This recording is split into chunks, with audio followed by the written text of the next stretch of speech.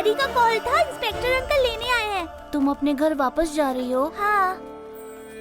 उदास मत हो किट्टी, मैं तुमसे यहाँ मिलने आती रहूंगी ना, प्रॉमिस। मैं हर साल अपना बर्थडे तुम्हारे साथ यही मनाऊंगी। रात को मेरे सोने के बाद निकलना, सामने जाओगी तो मुझे बहुत रोना आएगा।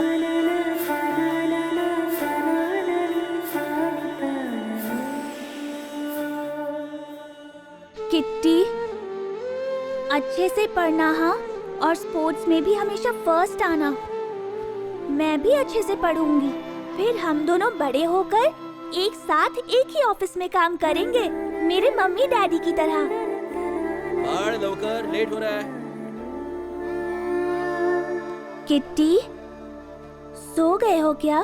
चलो अब मैं चलती हूँ, ठीक है? बाय।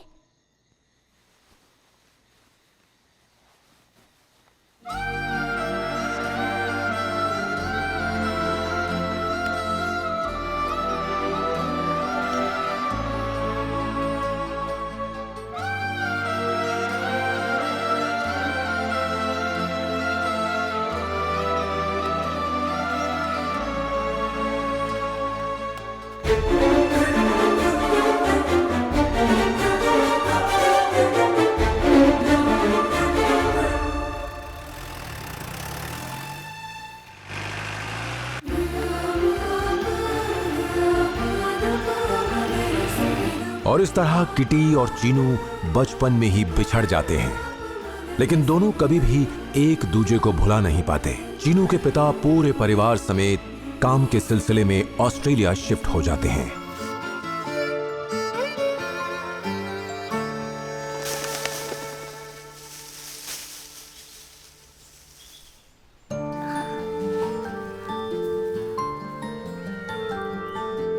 चीनू, तेरा एक कान का इयररिंग गिर गया।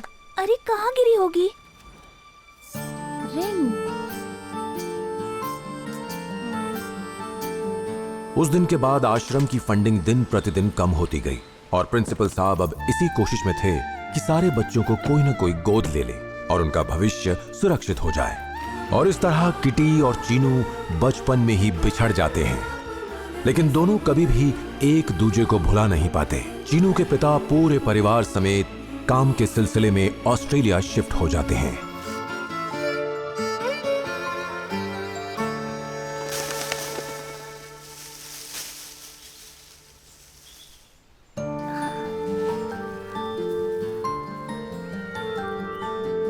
चीनू, तेरा एक कान का इयररिंग गिर गया। अरे कहाँ गिरी होगी? रिंग।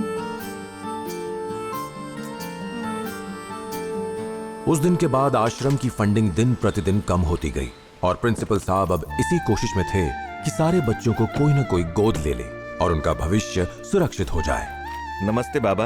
आओ आओ गंगाधर, बैठो। ये मेरी बीवी कविता। नमस्ते नमस्ते। नमस्ते। बैठो बैठो। कैसे हो गंगाधर, बड़े दिनों बाद मिलने आए? क्या करें बाबा, काम थोड़ा ज्यादा है पर मैं बाहर देख रहा था, आश्रम में कम बच्चे हैं, खाली खाली सा लगा है। अब क्या बताऊं गंगाधर, आश्रम की सारी फंडिंग्स बंद हो चुकी है, लेकिन बच्चों का भविष्य खराब ना हो जाए इसलिए अपने सभी दोस्तों से बात की है मैंने। उनमें से कुछ ने बच्चों को अडॉप्ट कर भी लिया है, पर अभी भी 4 बच्चे हैं हमारे आश्रम में, समझे? जानता हूँ बाबा, आपने इस अनाथ आश्रम को अपने खून पसीने से सींचा है। मैं तो मरते दम तक अपना काम करता रहूंगा, लेकिन मुझे आप जैसे लोगों की मदद चाहिए जिससे देश में कोई भी बच्चा अनाथ न रहे। अरे अरे क्या हो गया किटी बेटा? क्या हो किसी तो क्या हुआ? कोई कीड़ा था क्या?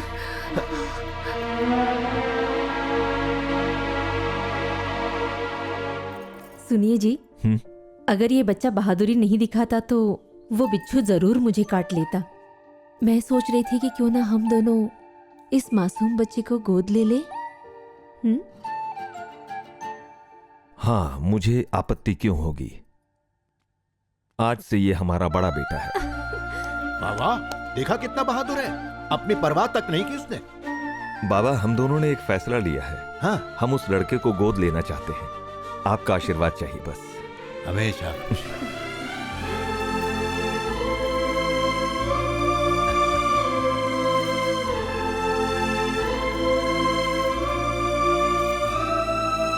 और इस प्रकार किटी को इन लोगों ने गोद ले लिया लेकिन किटी तो अब भी चीनू की यादों में डूबा हुआ था। वादे के मुताबिक उसे लगा था कि चीनू अपने जन्मदिन वाले दिन उससे मिलने जरूर आएगी, लेकिन ऐसा नहीं हुआ और वो अकेला ही इंतजार करता रहा। चीनू हर साल किटी के जन्मदिन पर उसी आश्रम में जाता और वहां उसका इंतजार करता, लेकिन चीनू कभी भी वहां नहीं आई।